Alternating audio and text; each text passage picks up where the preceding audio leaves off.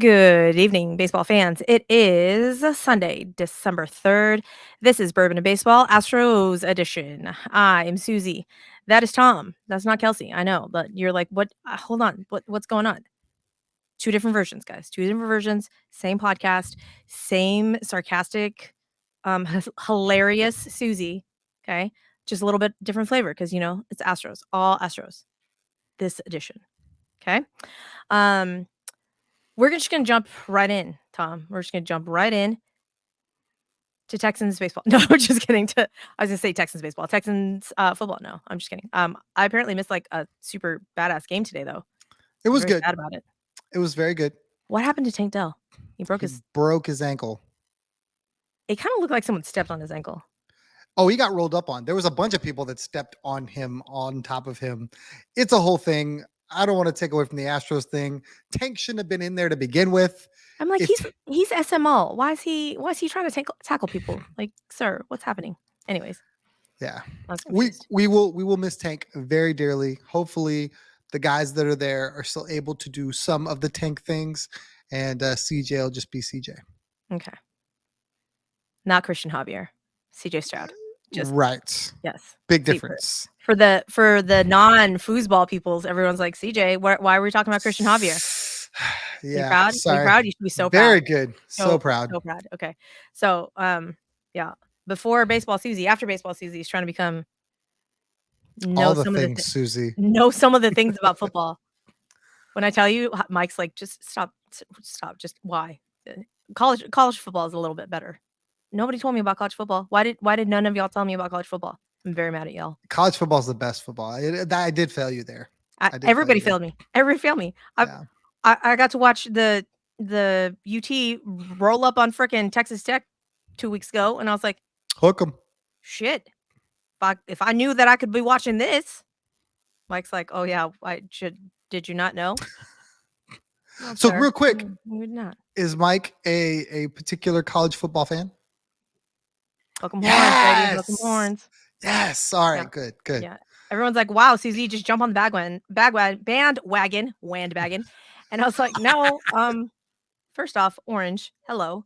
But second, he actually like went to UT for a couple years. So, he's got some of that UT That's awesome. Longhorn. Yeah. So, but I'm like, why did I not know that college football was so much more fun?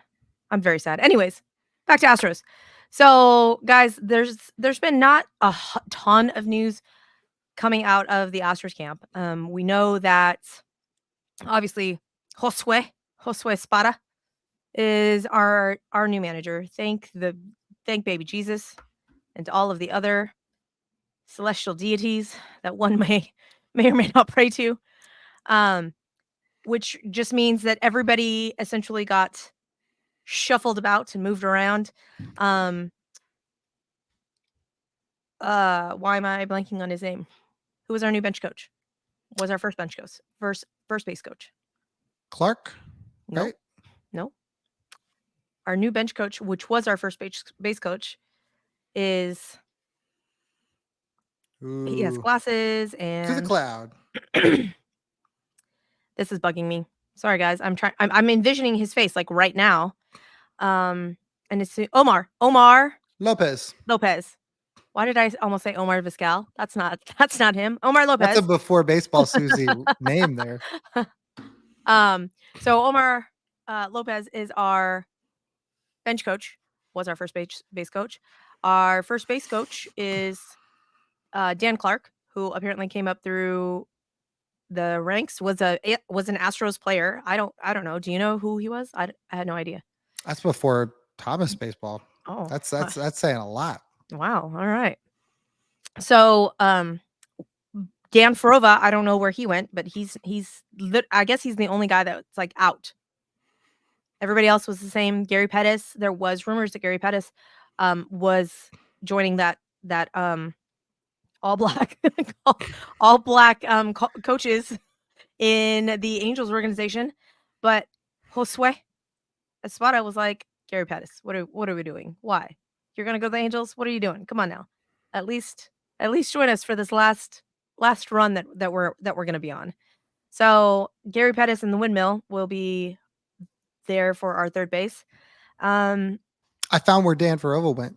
Where did Dan Farova go? He's the quality assurance coach. He's still on the team. No, he's not.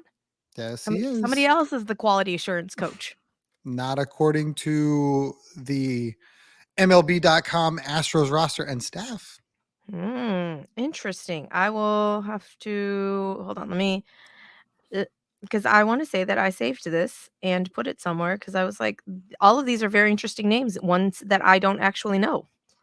But now I'm scrolling through 9,003 of my pictures in my phone, and so I will just have to trust you there. I And can that's read you the whole list if you'd like it. no, but what exactly is a quality assurance coach? So the way I gather it, it's somebody that's just, there's a game plan and making sure you're sticking to the game plan, whatever that is, whether it's training or. So our game planning coach is Tommy Kawamura, right? Correct. So Dan Farova's just like, good job, Tom. Way to stick to the plan. Like, what are we doing? Basically, second set of eyes, that kind of thing. Interesting. Okay. That's kind of weird, but whatever. All right. Well, in some extracurricular Astros news, all of the Astros and former Astros are vacationing because that's what they do. Kyle Tucker and his beautiful fiance, which I'm a little confused on if they secretly got married because Sam is uploading things to her Instagram under the tag honeymoon. And so I'm like, did they secretly get married and we just don't know about it? And if they did, like, why? But I mean, I don't know. But they're in Rome right now. Phil Maton, they were in Paris. Phil Maton linked to the Cardinals now. Apparently, the Cardinals are in on. The Cardinals are in on everybody. The Cardinals just need all of the pitching. They just need all of the arms. And I don't know. Apparently, they just don't like any sort of flavor because all of the white pitchers just go to St. Louis. I don't know what's happening over there.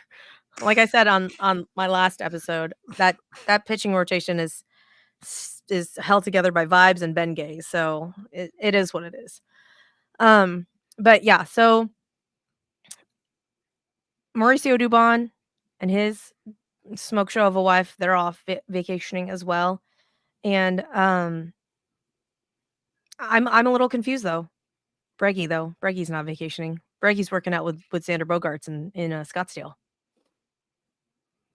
Fromber's working out. Yiner's working out. You know who's not working out though? Maldi. I mean, I'm sure he is. But he's not putting it out there. I mean, I saw him at a Rockets game. He looked healthy there. Were his boobs still bigger than mine? That was mean. That was really mean. I'm so sorry. I should edit that out. I'm not going to though because I don't know how to edit these things.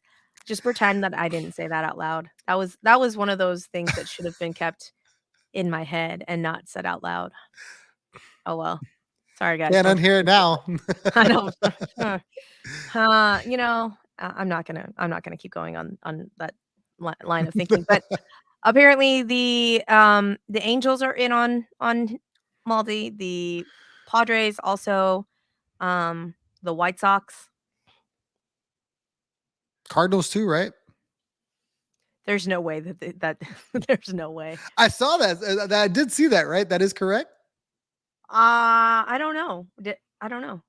Maybe, but that would be I didn't give the rated R warning. I'm so sorry, guys. I did not give you guys a rated R warning. 9 minutes into the freaking show.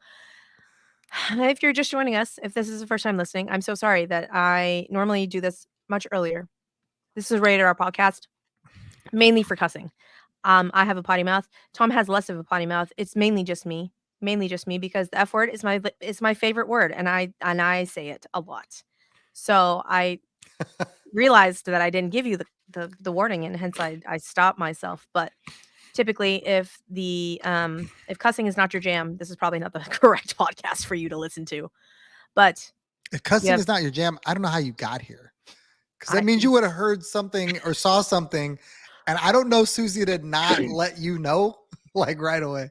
Listen, there I do another podcast with Bill from Top Fan Rivalry, and that is a PG-13 podcast. You get like 27 minutes, a very, very watered down, condensed, very I wouldn't say professional. Do you have like a swear jar or something? Like I how do you don't have a control it? swear jar. I don't have a swear jar. It's PG-13. That's and I again, if I know that if I need to be like PG-13, but that's why I started my own fucking podcast so that I didn't have any goddamn rules and then I could just cuss anytime I wanted to. So there, anyways. But yeah, so typically if they come from there and they're like, "Oh, this girl, I kind of like her. She's kind of sassy." And then they come over here and they're like, "I don't know who this chick is. This is not the Like she's same this one's way sassy. that's this is not the same girl that I just listened to." So I have to give the warning. So, anyways, but yeah, lots of non-movement. Um, Dana Brown has been hiring and firing people kind of left and right, and I'm a little worried about the moves that he has been making. Have you seen these moves that he's been making? No, are you talking about personnel moves? Yeah. Yeah. But I Did you mean, let me ask you this. Okay. Do any of those people, do you feel like they have a huge impact on the product on the field? I don't know. That's where we're about to fucking find out though. We're We're gonna fuck around and find out about these people right now. that's what we're gonna find. Well, and my worry is that literally all of the old like Jeff Lunau, James Click people are going to other organizations and are being like cherry picked. Like the girl that just went to the Pirates. Sarah, why am For I like missing her name? communications or marketing or something like that. No, I wanna say they hired her as the assistant GM. No, what was she with the Astros though? I wanna say the assistant of scouting or something like that. Okay. If I'm I'm way off on that one. if I was remembering correctly, but, that's But not always a But I mean, that's something that every successful team deals with. Other teams are going, "Hey, I need those guys and I'm willing to put them in positions of power." You look at the GM of the Brewers, he was an Astros guy. You look at the GM of the Orioles, he was an Astros guy. I think the assistant GM to the Orioles was an Astros guy. So it's a sign of your team being successful. I don't necessarily look at it as a bad thing, provided the quality on the field is still there. I think you're going to see that sort of turnover. It's like a lot of other sports. Assistant coaches get plucked for head coaching jobs, left, right. Bench coaches get plucked for head coaching jobs in Major League Baseball. This is a part of your team being successful, in my opinion.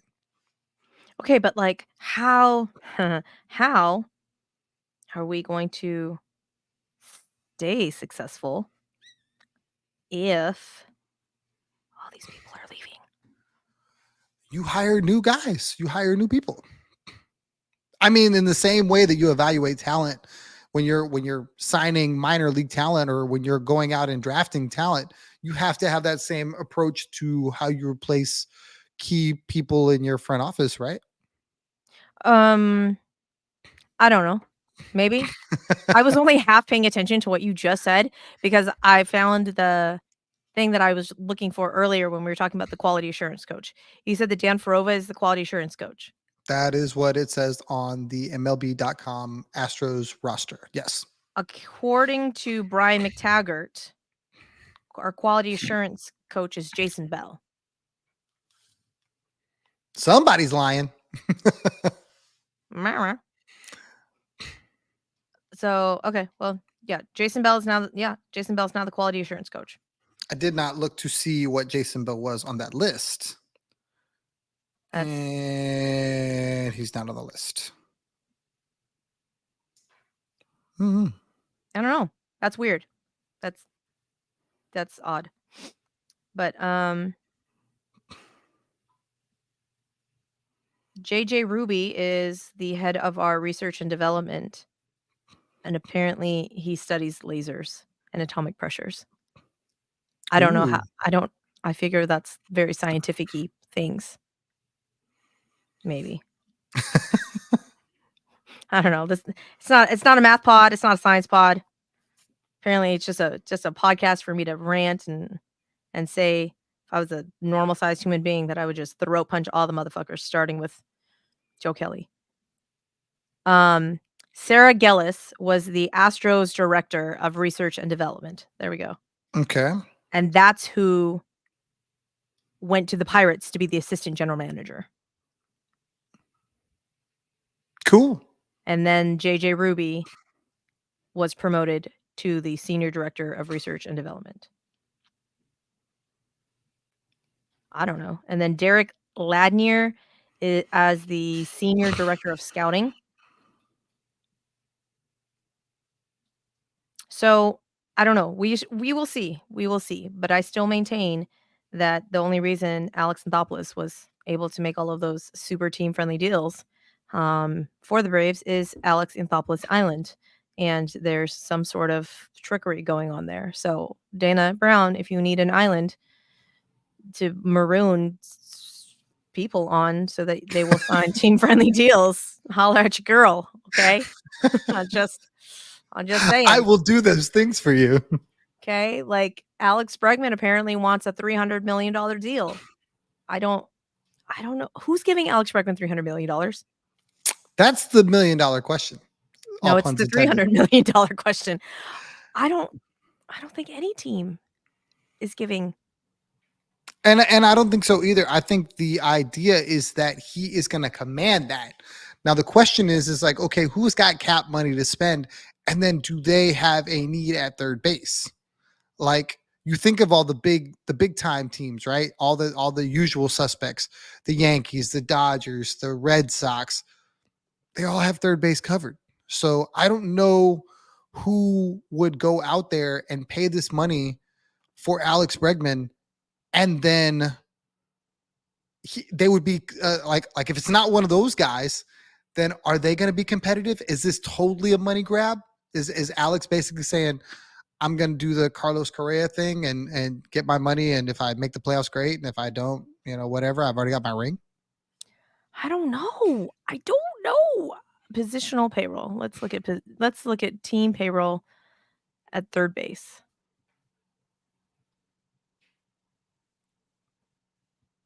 Golly.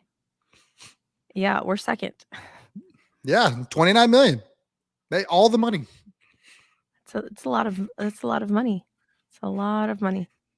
Emmanuel Rivera, Austin Riley, Rafi Devers, Patrick Wisdom, Juan Moncada, Brian Ramos, Zach Remillard. No, not the Reds. Not the Rockies. I need to know what 10 teams Alex Bregman won't play for. Won't get traded to. Yeah, because you can. So that's even more of it, right? He's got a list of 10 teams he wants no business of. So how many teams are there in Major League Baseball? He's just cut a third of them out. Now you say, okay, how many of those remaining 2/3 can afford Alex Bregman or want to pay Alex Bregman at 31, 10 years, 300 million? Okay. The list is small. Just off the cuff, let's try and figure out the 10 teams that he won't play for. The A's, the Royals, I'd say the Tigers. the Tigers, Detroit Tigers. Although next year they're going to be I think they're going to be sneaky good next year. They Mark could my be. words. I'd probably say Texas. You think he'd put Texas on the list? I can't see why he would want to play there. I'm saying like the Pirates. Okay, yeah, the Pirates. I buy that. The Rockies. Yeah, I buy that. I would have said the Cubbies once upon a time. I don't know if I would say that now. Okay, so that's like 5 for sure teams that we know that like he definitely is not going to go to just because they're not Angels. I don't think he'd go to the Angels. They have Rendon signed for all that money that he will never play for. Uh, okay, so the Angels. I think in my heart of hearts, I don't think he would play for the Yankees, but I feel like if the Yankees gave him enough money, maybe they would. Maybe he I don't would. I don't I don't believe that at all. He wears number 2 because of Derek Jeter. He would be a Yankee. If they came to him with the money, he would be a Yankee for sure. That hurts my heart. I'm just saying, he I know. wears number 2 because of Derek Jeter. So 100%, if he had the chance to put the pinstripes on, I think he does it. Now, I've kind of been on Twitter and kind of looked around because Yankees Twitter is very active, and I follow a couple of them. They don't want any part of Alex Bregman. They don't. They're all in on Juan Soto. That's all they want. So they could care less about Alex Bregman.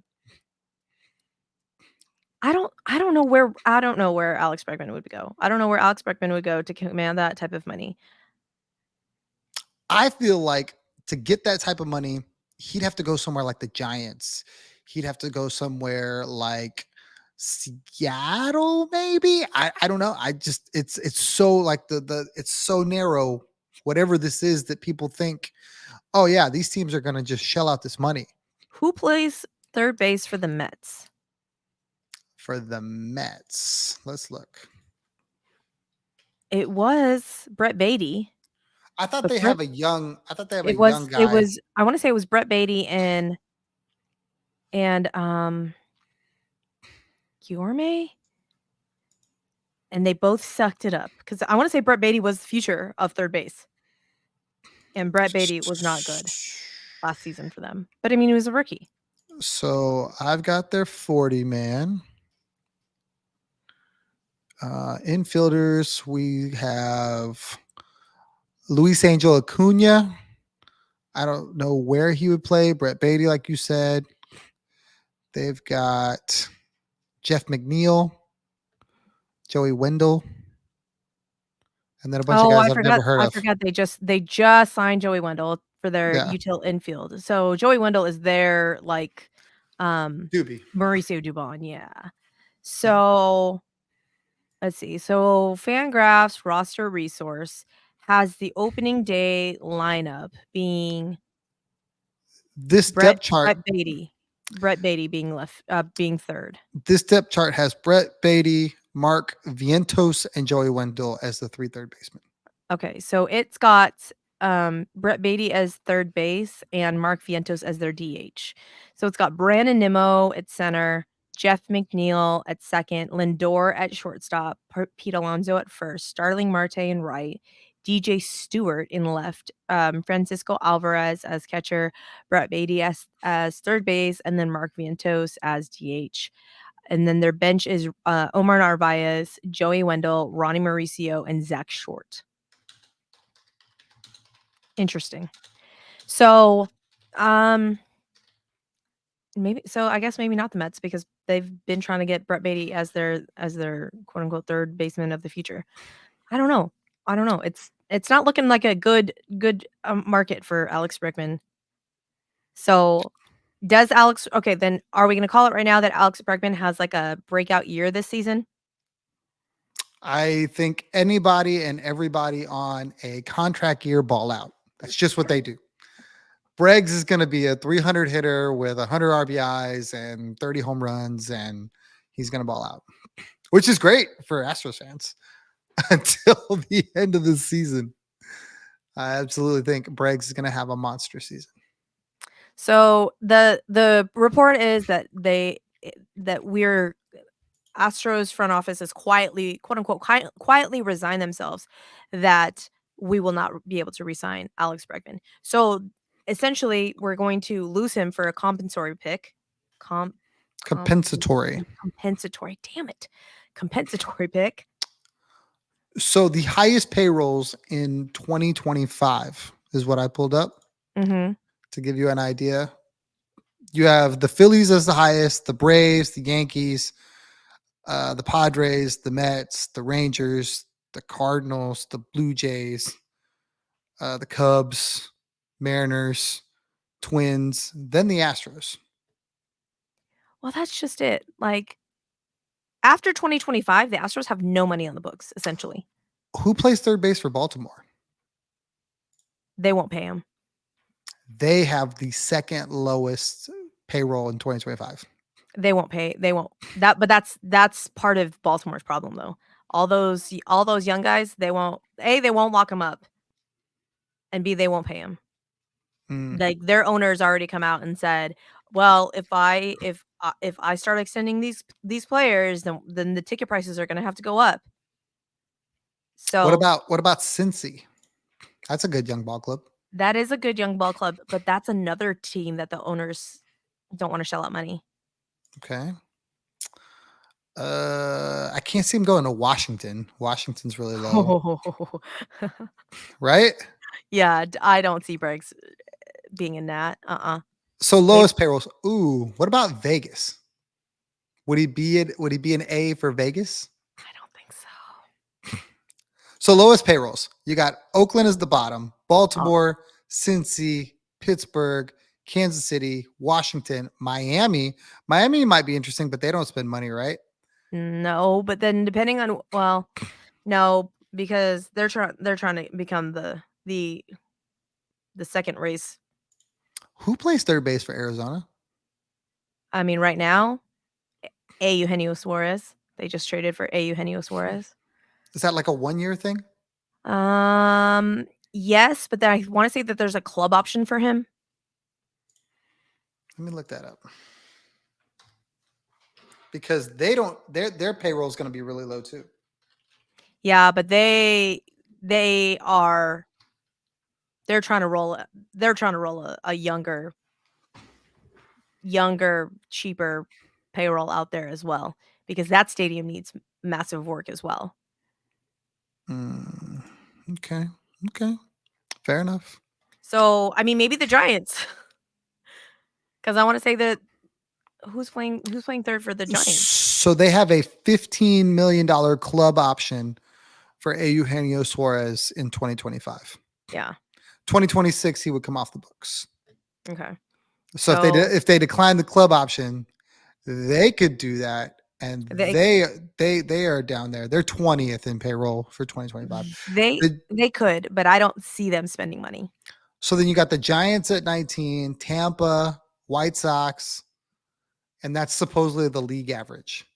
Then you go up, you got the Rockies. The Dodgers actually will have money. They're 15th in payroll in 2025.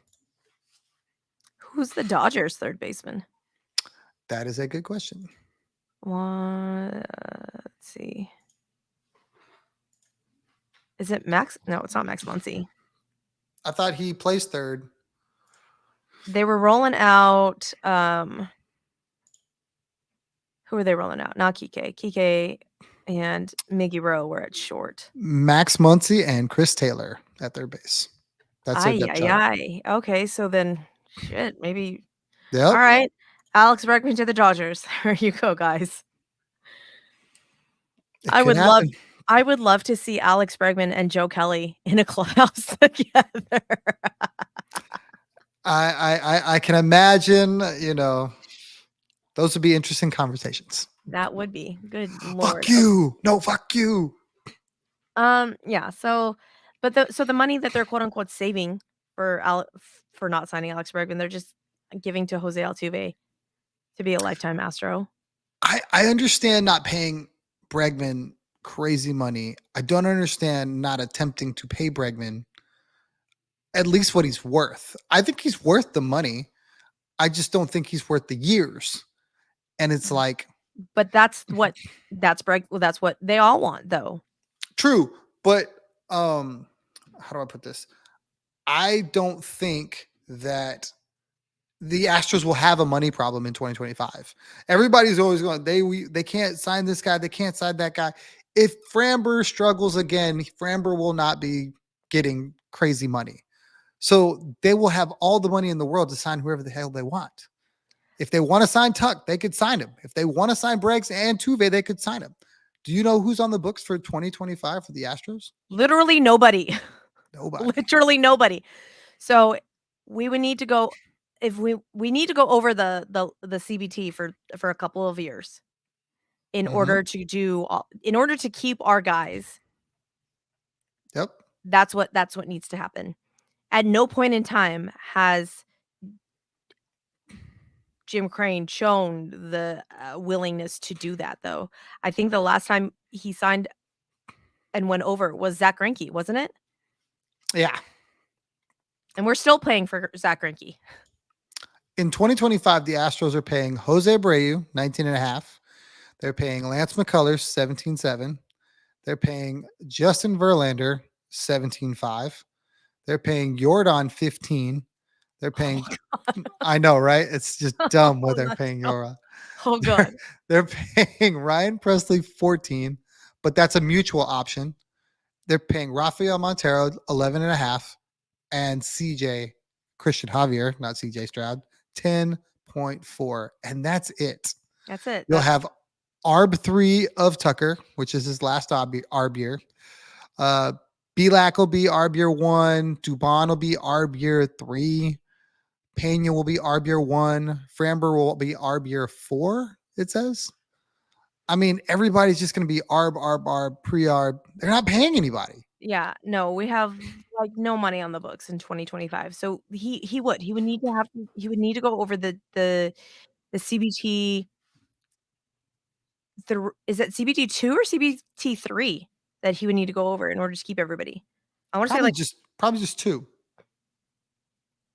so, Jim Crane, open up the pocketbook, bro. People are buying jerseys, bro. We're filling the stadium. Just pay them.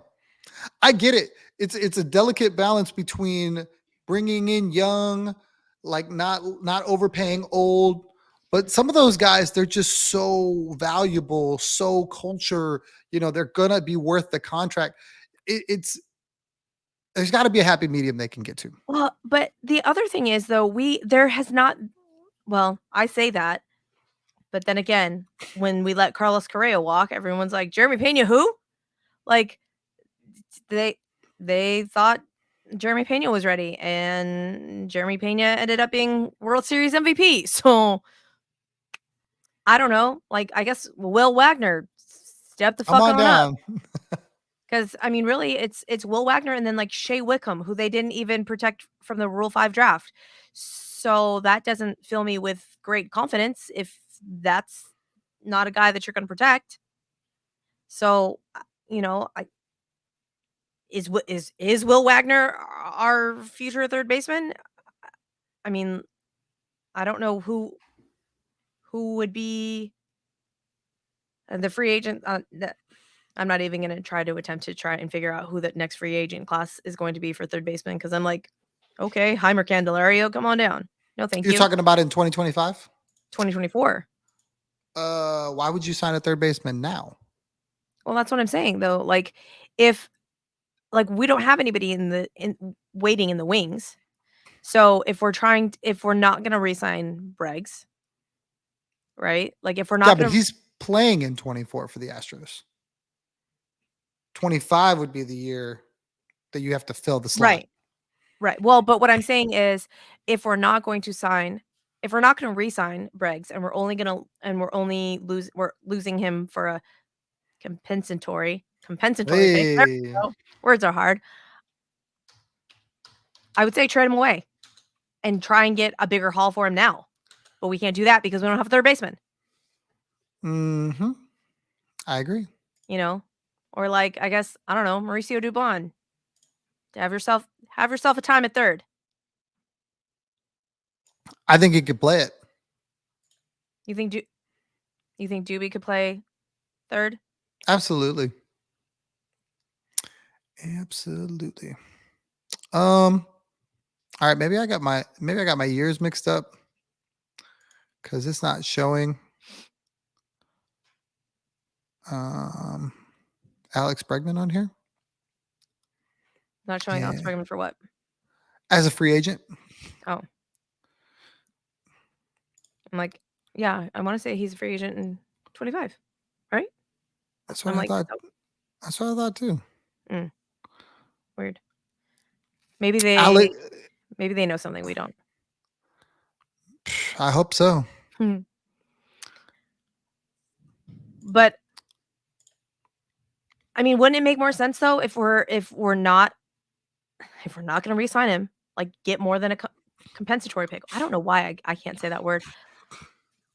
But here's But the thing. it doesn't make any sense though because we don't have anybody waiting in the wings. Here's the thing. To trade Alex Bregman, it's almost like what's that saying? Cutting your nose to spite your face. Like if Oh you're yeah, not going to be able to replace him, right? And you're not going to get the value for him, right. what and you're built to win. We feel like the Astros are going to be very good next year. There's no reason they won't. They won't. Everybody's coming back.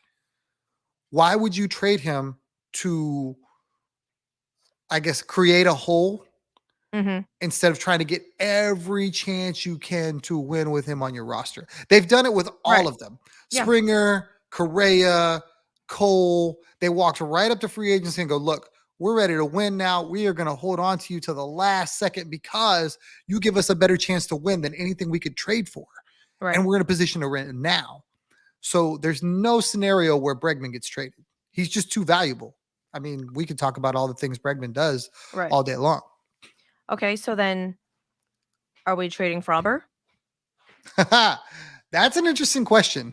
I don't know what exactly, although if you follow Fromber on Instagram, he just got his hands on a brand new Ford Raptor Bronco, and the seats are Astros orange with his number in it. So he clearly doesn't think he's going anywhere. I don't think he's going anywhere, anyways. But I think in order to rebuild our farm system, because that farm system ain't getting rebuilt any which way. But Um. what and this is a question I have just in general. Uh-huh. What what do you want in a farm system? Okay, now I found it. There we go. I What do found you mean? What do you mean? What do I want in a farm system? like people say that, oh, we need to rebuild the farm system. What do you want? Like, do you want guys that are like ready to play right now? Do you want guys that are ready in like 2 years? I mean, ideally, what you when you want to build your farm system is through the draft. Anybody that wants to trade for farm pieces, it's to plug them in to play relatively soon. If you look at the way the Astros are constructed with their young talent, their superstar Jordan being at the front, like you're not looking to rebuild anytime soon, so you don't need major league ready minor leaguers. Does that make sense? Like everybody that talks about, well, the Astros farm system's been dead last by MLB.com for like the last 6 fucking years. Nobody cares. They go get what they need. They find another international prospect, which everybody hates because those guys are cheat codes because you don't know where they are in their process. Some of them are ready right away. Some of them need some grooming. But in any case, the Astros are like the flag. Everybody wants to wear that orange. We love that. Right. And you just go get one of they signed a couple guys recently, a couple, I think they're Cubans. And you I, think are I they think they're Cuban? Cubans. I'm not sure. I know I saw that they signed a couple international prospects recently, and they could be Fromber, they could be Luis Garcia, they could be Jose Altuve. We don't fucking know. But that's how the Astros have been doing business. They've killed it internationally, and then the farm system is just pieces that they draft, and every year they go, well, the Astro system's bare, and every year they come with another somebody. Where was Jeremy Pena 3 years ago? Nobody was talking about that guy. Nobody's going, man, look at that blue chipper Jeremy Pena. They just don't do it. They develop incredibly well, and that's the end of it. They're not the Orioles. They're not I can't think of another crazy top tier, that's been down for 5 or 6 years, that's got nothing but stars in their minor leagues. They're not that. So Okay, let's see. So, um, this is let's see from Kenny Van Dorn, who, if you don't follow Kenny Van Dorn you should. on Twitter, you should.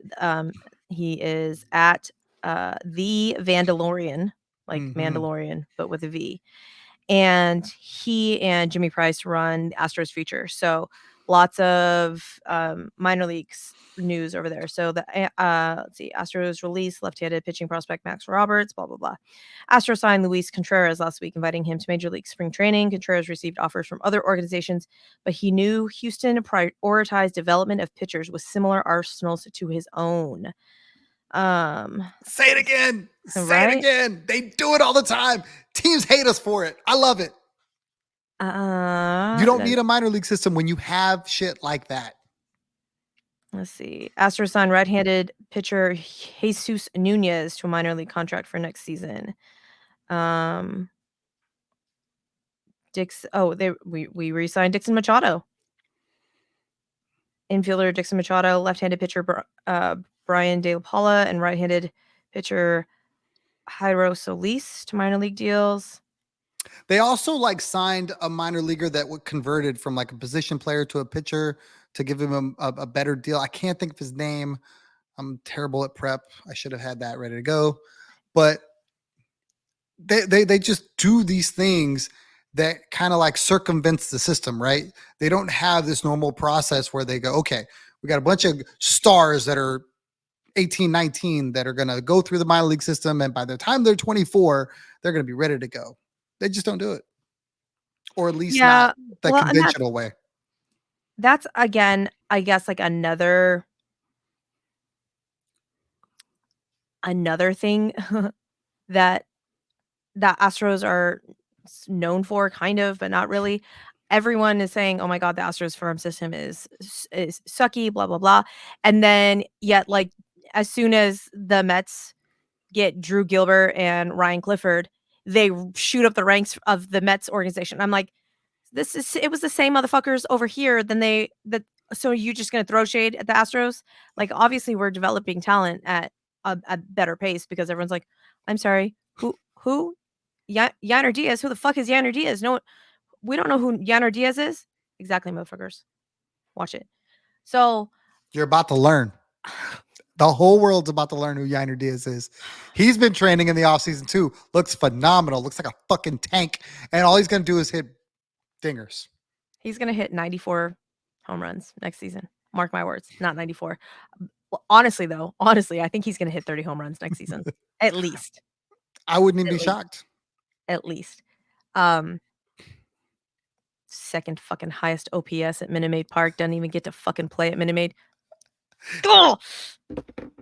Don't mind me. I'm It's gonna okay. just I'm gonna be It's okay. salty for a hot second. Ay. Okay, but really though, if that would be hysterical. That would be. I'm just thinking. My mind is racing on Maldi being backup catchers to Logan O'Hoppe for the Angels. Like he didn't want to be a backup catcher here. So what makes you think that he's gonna go to the Angels and be a backup catcher to Logan O'Hoppe? Who's probably not as good as Yainer Diaz. He's not. He's not. I think he's a better defensive catcher. Bat to ball skills probably a little bit better, but definitely not slug. Slug ain't there. Slug ain't there. Yeah. Maybe he'll go to the White Sox though. Maybe he'll go to the White Sox and be the glue guy and like iron out the White Sox. He'll fix Dylan Cease. That's how they're going to sell it. He's not going to fix Dylan Cease. Dylan Cease and Tyler Glasnow are going to the Braves. That's my hot take. Oh no, don't say that. That is not cool. That is not okay. The Braves will never lose again if they get their hands on both those guys. That's my hot take. Dylan Cease, Tyler Glasnow, both to the Braves. They have Dylan Cease's cat and Tyler Glasnow's dogs on Alex Anthopoulos Island, and that's how they're gonna get them on some sort of like team friendly contract and donating 1% of their fucking contract back to the Atlanta Braves Foundation. Mark my words. Barring injury, you put the Braves in the World Series with that squad. There's no way. They're gonna have Fried and they're gonna have nope. Better not. Don't do that. I don't think they trust Max Fried. I don't think they trust Max Fried to be healthy the entire season. If you have Dylan Cease and Tyler Glasnow, when Tyler Glasnow's healthy, he's an ace. You don't have to trust Max Fried. Max Fried can be your friggin' 3, and you'd be phenomenal. They still got Charlie fucking Morton. Yeah. I mean, when Charlie fucking Morton is your 5. Right? Stupid. Oh, Braves are never going to lose again. I hope you're wrong. I hope you're really wrong about that. We need the Astros to go get those 2 guys. I would love that. You know that's not true. that's not happening. I would love to go get Corbin Burns. That's who I really want, though. Corbin Burns. Ooh, I like that. I like that a lot. Corbin Burns to the Astros. Why are we looking at Tucker Barnhart? I I need people not to look at Tucker Barnhart. Don't go get me Tucker Barnhart. Go get me Mitch Garver. Go get me Tom Murphy. Stop looking at Tucker Barnhart, people. It's because he's going to cost like 900,000. That's why. Okay, but Tom Murphy's not going to cost that much more. Tom Murphy's not going to cost that much more. Let me look up Tom Murphy. Tom Murphy's going to cost maybe like 1.2, maybe. Hey, just to let you know who the free agent third basemen are going to be in 2025, I finally figured out how to use this webpage. I guess it was smarter than me for a little bit. Bregman will be a free agent. Yohan Moncada will have a club option at 25 million. Eugenio a club option at 15 million. Brandon Drury, Matt Carpenter, Jace Peterson, Joey Wendell, and JD Davis. Those are your third baseman free agents the year that Alex Bregman will be a free agent. That's a disgusting list. It really is, which works out better for Bregman because everybody will be competing for him, the best third base, the best third baseman you can get, and it's not close. No. Okay, so last season Tom Murphy made 1.6. So you cannot tell me that Tom Murphy is not worth. I mean, he had an 873 OPS last season with a 1.17 WAR. Yeah, I agree. Okay, like he had a 290 batting average. If that matters to people, some people it matters to. Okay. Do you feel they need a veteran backup catcher? Yes. Are you not okay with bringing anybody from Sugarland? Yeah, I think they need a veteran. I think JV especially. I think JV especially needs / wants / is whispering in people's ears that he wants a veteran. And I think Tom Murphy fills that role perfectly. He was the backup catcher in Seattle. He knows his place. He knows the drill.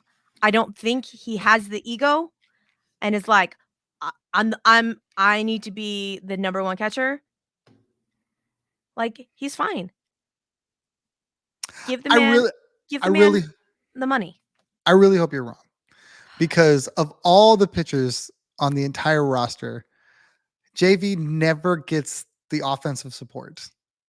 And now you're basically saying you're going to take a weapon like Yainer Diaz and go, no. I need the light hitting veteran defensive. And then JV's going to go out there and pitch his ass off like he does and give up 2 runs and get no run support because 7, 8, 9 is not great. Well, I mean, listen, if 7, 8, 9 ends up being Chas McCormick, Jeremy Pena, and Tom Murphy, like, let's go. Okay.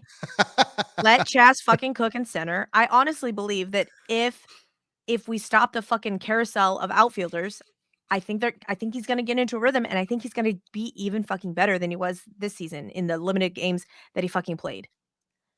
Jeremy Pena, go get yourself to Driveline, okay? Get yourself to Driveline and work on those low and away sliders. That's all I'm saying. Just don't swing at them. Let them go. I don't even want you to learn to hit them the other way. I just want you to learn to lay off those. I need to know why the fuck he can't hit a home run anymore. Okay? July, people. July 5th. Okay? Just figure it out. It's been a minute. Okay? And then if we replace Maldi with an OPS of 873, come on now. I'll be okay. Would I love for JV to learn how to fucking throw to a rookie catcher? Absolutely. He did it while he was with the Mets. He was throwing to Francisco Alvarez, so I don't understand why he can't throw to fucking Yiner Diaz. You want to call your own goddamn game, JV? Go for it. Give him the clicker. Right? Let him push You the don't buttons. you don't trust the rookie catcher? By all means. Call your own goddamn game then. I don't understand the problem. Fromber, however, I don't know what the fuck Fromber's gonna do. That one befuddles me. I probably will never get the answer, but I truly believe that Maldi was the problem with Fromber. Maldi called games for all the pitchers and told them what to throw, and they just threw it. And half the time, in my opinion, and I think they spoke to it a little bit in some nationally televised games where he got away from successful pitches to throw pitches that were, I guess, better to beat the hitter, and he just didn't execute them well. So throw what he throw.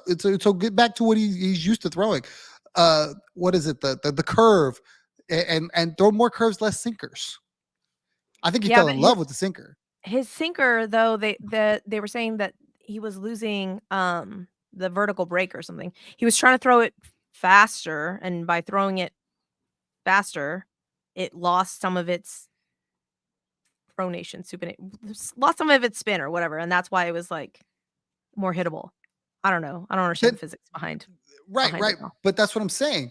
I think he got away from what works to kind of like subscribe to the tablet of Maldi.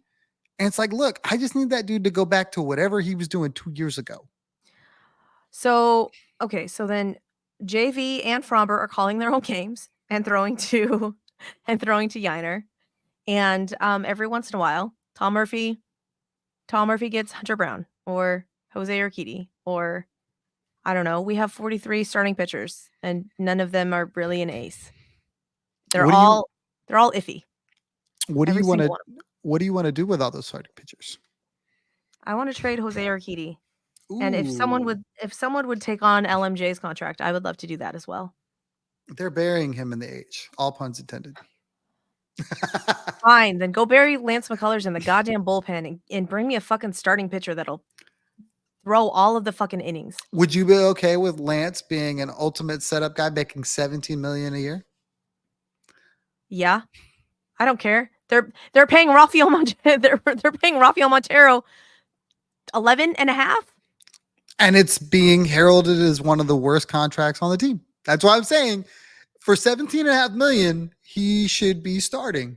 So is that going to factor into it? Like when I imagine the middle of the season, you're going to have 8 starting pitchers. What are you going to do? I don't know. What would Suzy do? I would trade LMJ and I would trade Jose Urquidy. That's what I would do.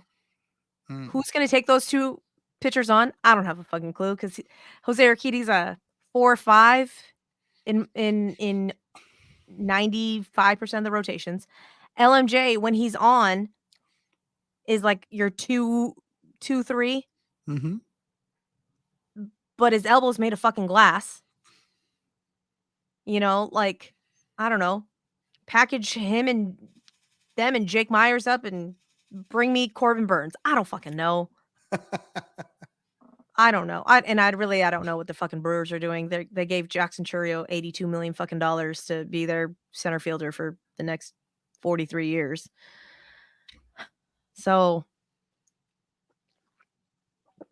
I don't know. Bring me Corbin Burns for a year.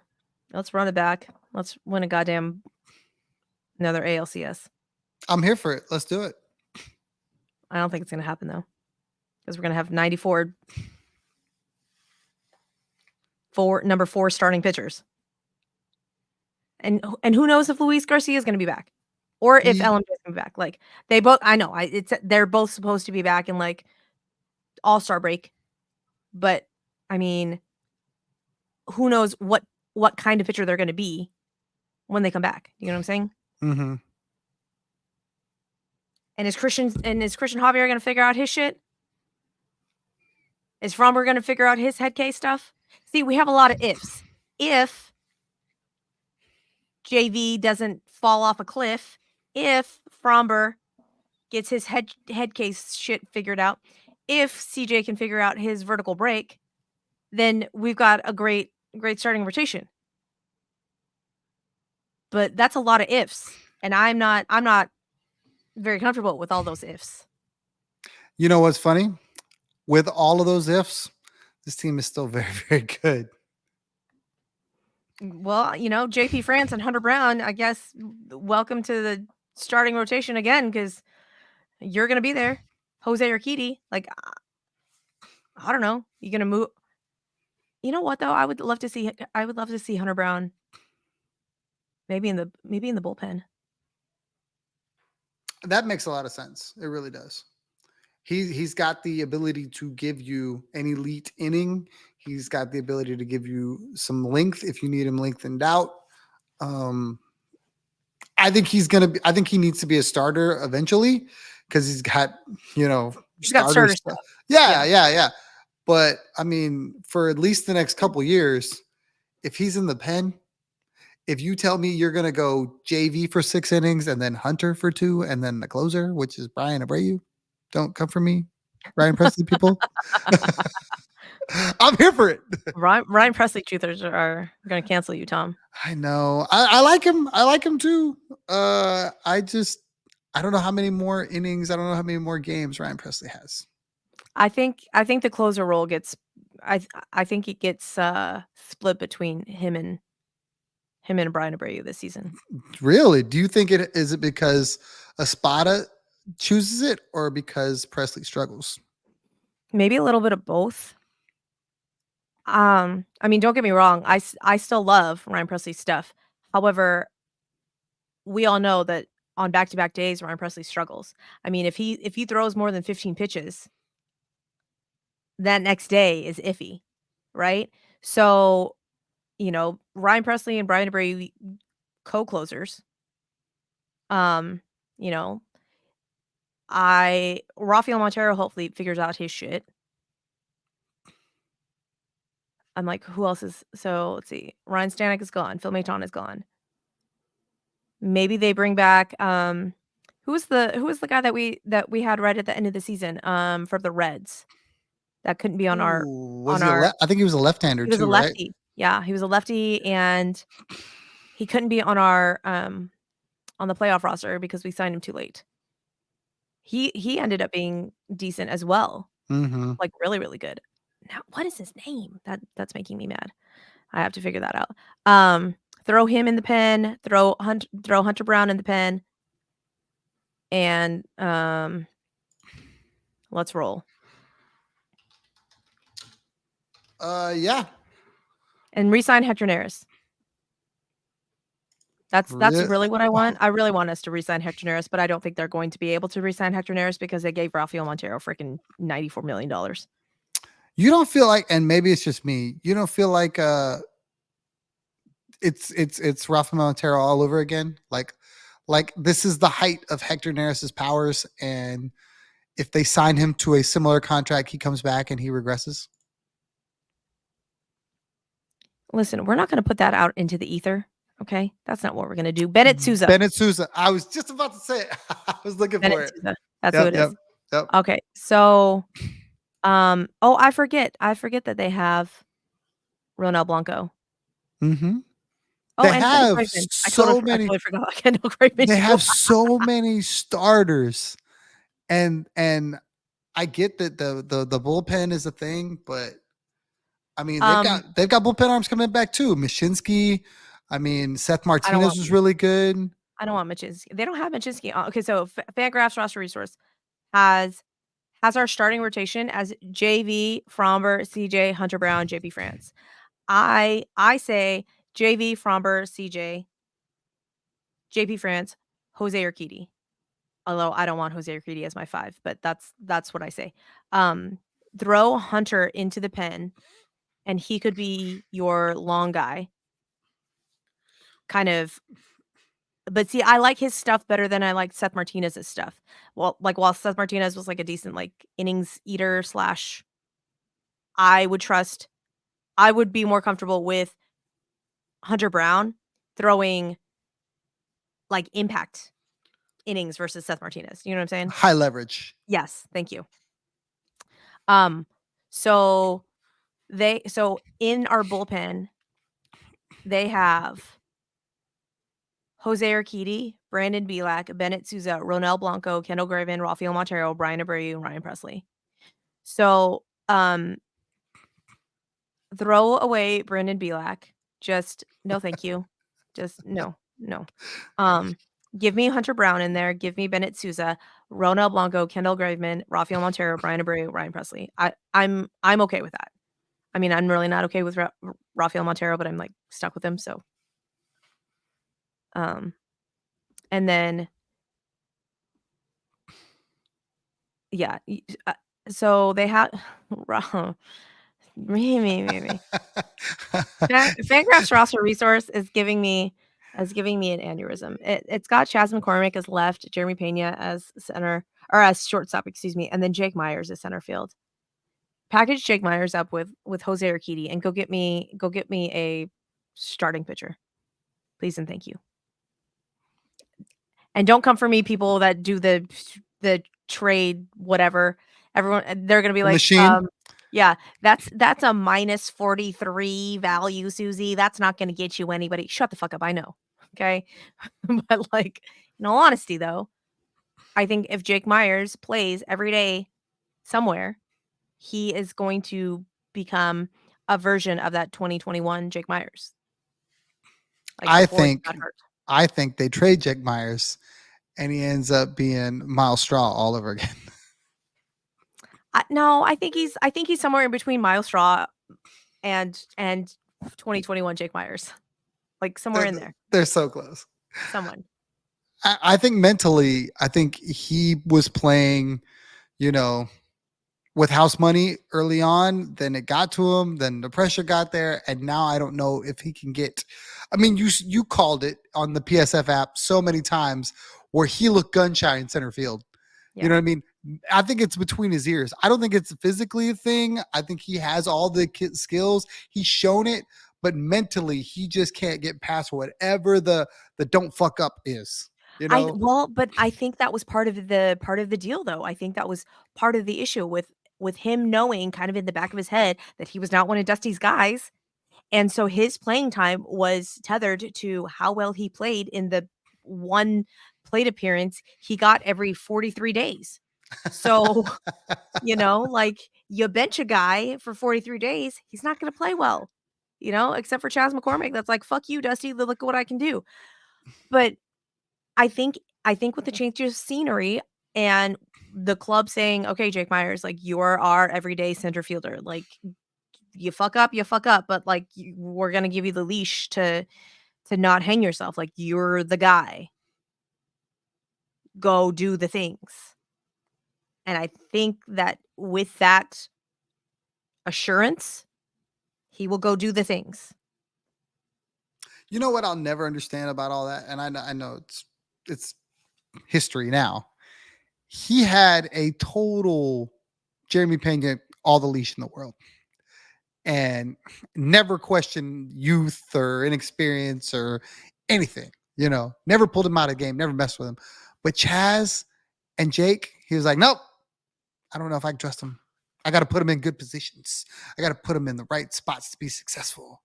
And it's like, okay, you didn't do that with JP3. You just till the wheels fell off when the guy was in the biggest slumps, and you had Doobie over there hitting the cover off the ball, sitting on the pine, or put him in center field instead of playing him in short. I was like, nope, we're gonna get through this. And if Jake like looked wrong, or if Chas looked over at him wrong, nah. I got some pudding over here. Have seats. Enjoy some pudding.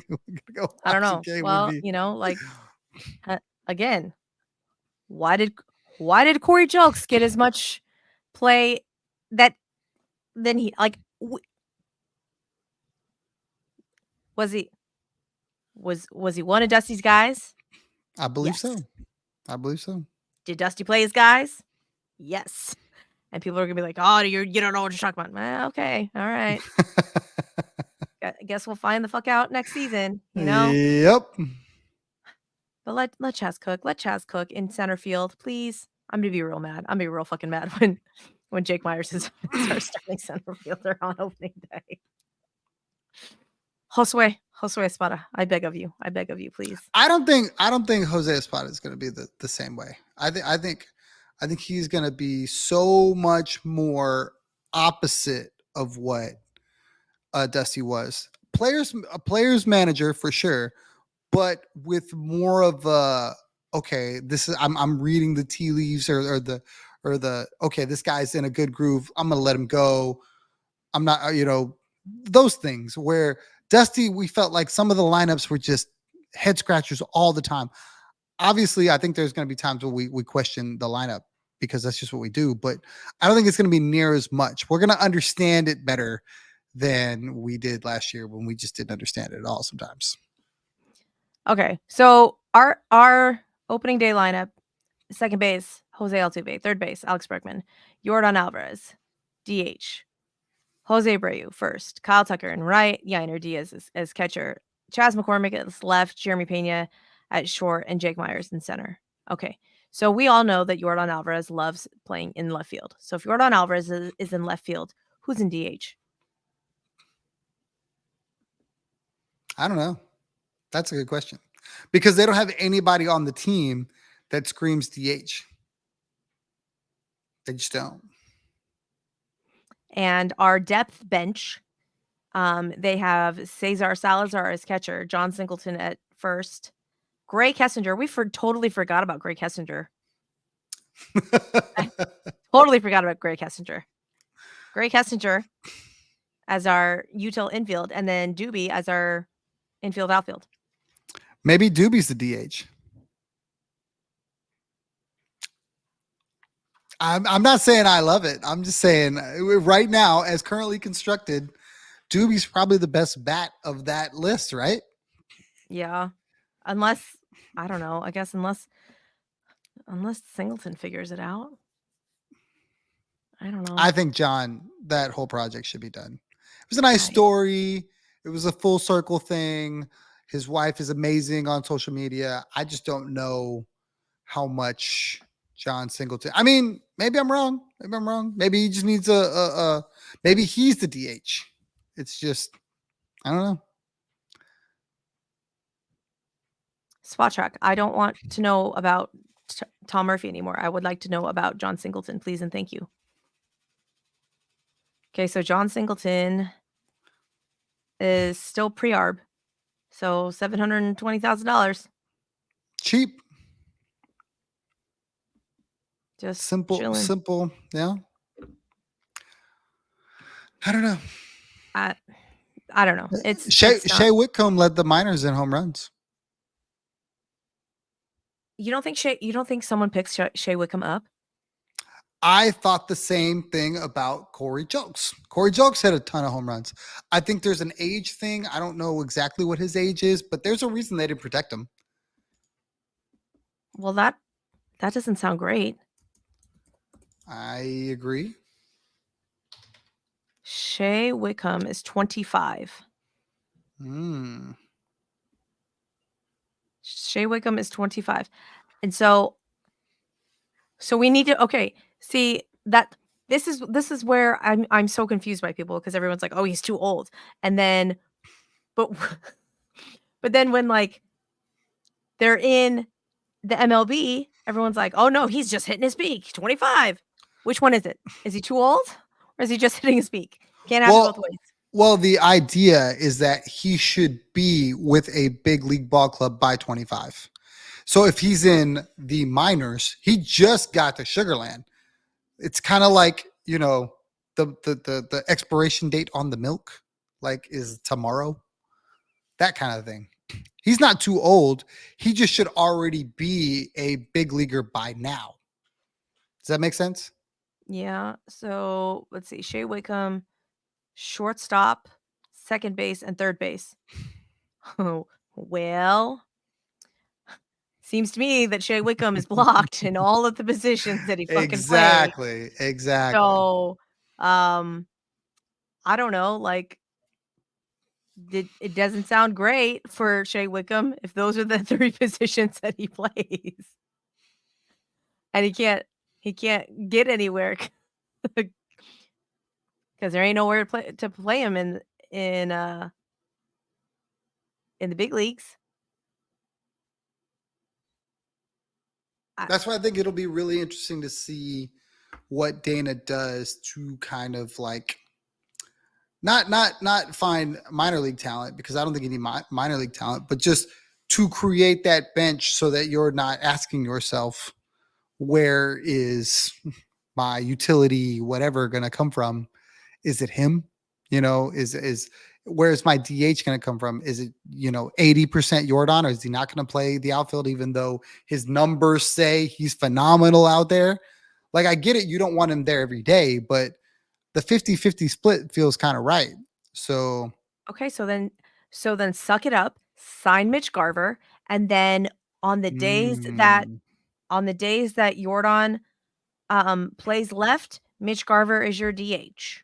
There you go. And then on the days that Yiner needs a fucking rest, Mitch Garver, you're up as catcher. Yiner, you're DH. Done and done. See, this is why. This is why people should pay me the big bucks. Done and done. I love the idea of Mitch Garver. I love playing both catchers. I don't necessarily go, I've got to have a catcher on the bench or whatever, in case somebody gets hurt. I will if my offense is as potent as it is and my rotation is as good as I think it is. If something happens, God forbid, and Yiner gets hurt or something of that nature, or Mitch Garver gets hurt or something of that nature, for that one game, I would give up my DH to figure it out. Right. You know what I mean? The idea that I can't do that because then I won't have anybody on the bench.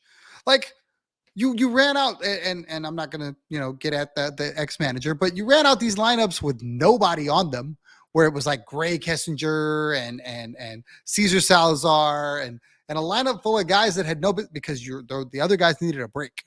Yeah. You basically waved the white flag before the first pitch was ever even thrown. So don't tell me that you can't, for one game, you can't figure it the fuck out. And Bly Madris was our fucking DH for yes, 5 games, y'all. 5 fucking games. yes. Bly Madris was our fucking DH. You can't I'm not salty. I'm not salty about this season at all. I'm not salty about it. Nope, nope, we can't do anything about the season, so it's just beating a goddamn dead horse. Okay. So with that, we're gonna say goodnight because it's been going long. It's been going long and there's just been lots to discuss, but then like really not lots to discuss because nothing's really been happening. So winter meetings, I need Dana to step it up, but I think that nothing's actually gonna happen until Shohei and Yamamoto sign. So as soon as those 2 dominoes fall, then it's just gonna be like a white hot blaze. Where do you want to see them go? Where do I want to see them go or where do I think they're gonna end up? Because No, no, those 2 are no. different answers. Yeah, yeah, yeah. I'd rather know where you want to see them go. Where I would like to see them go, is obviously to the Astros, like, fucking duh. But, like, Realistically, realistically, we all know that that's not gonna fucking happen.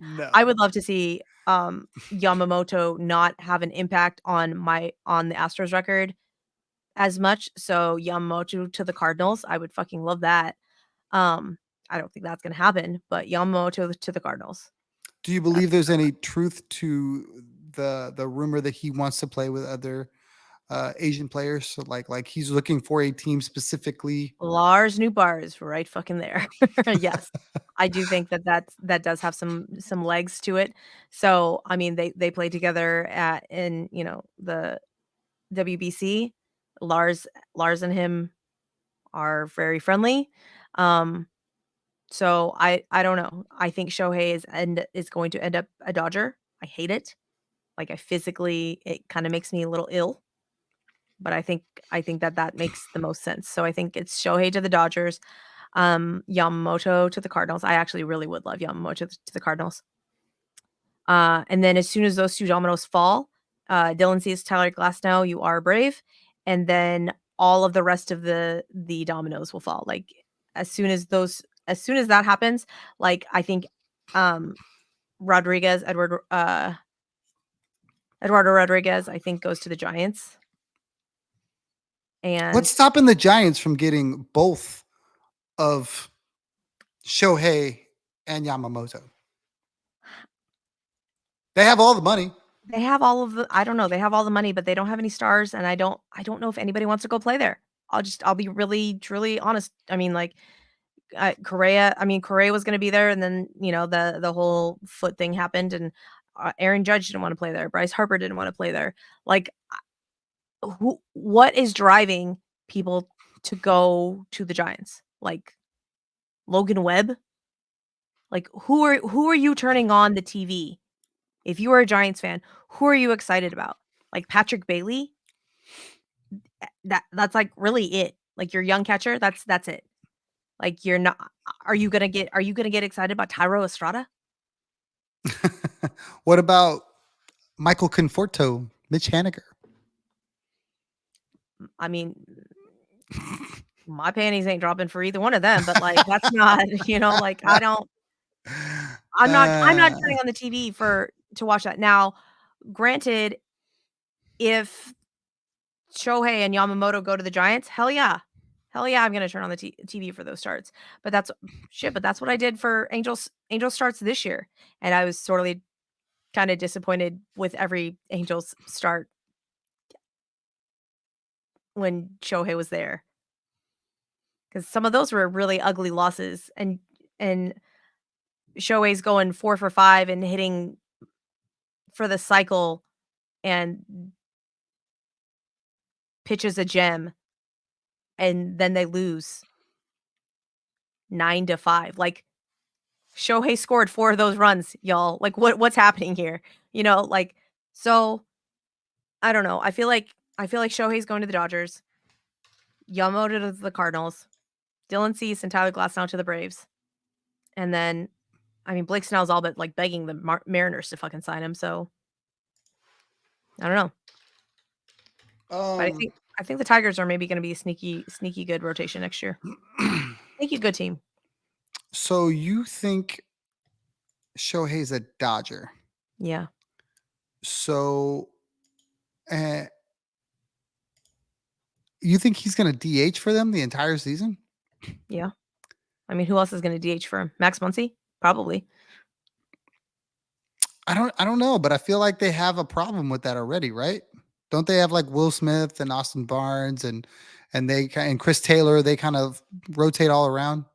Obviously, none of them are Shohei, but I'm just saying. Then you have a position problem, right? Like, where are they going to play? I think it would be I don't think Max Muncy would be your everyday DH. So Shohei would be their everyday DH, and they'd figure it out because it's Shohei. Hmm. I mean, they've literally they got rid of they didn't that's why they didn't sign anyone this season was because they were trying to, like, save all of that money for Shohei. And it's rumored that he's gonna be $600 million as a fucking DH and, like, maybe pitcher in a year. They're literally the only club that I think could do that and get away with it and go, okay, yeah, we'll wait a year. I think they're the only club that could do it. I still think they lose to the Braves if what you say happens. I don't think anybody beats that Braves team if they get more starting pitching. Dylan Cease and Tyler Glasnow to the Braves. Book it. That's wild. Book it.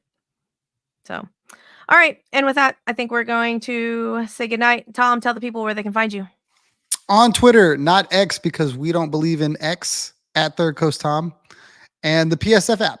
I do a lot of stuff over there, whether it's the Astros with Suzy or the Texans with James Roy.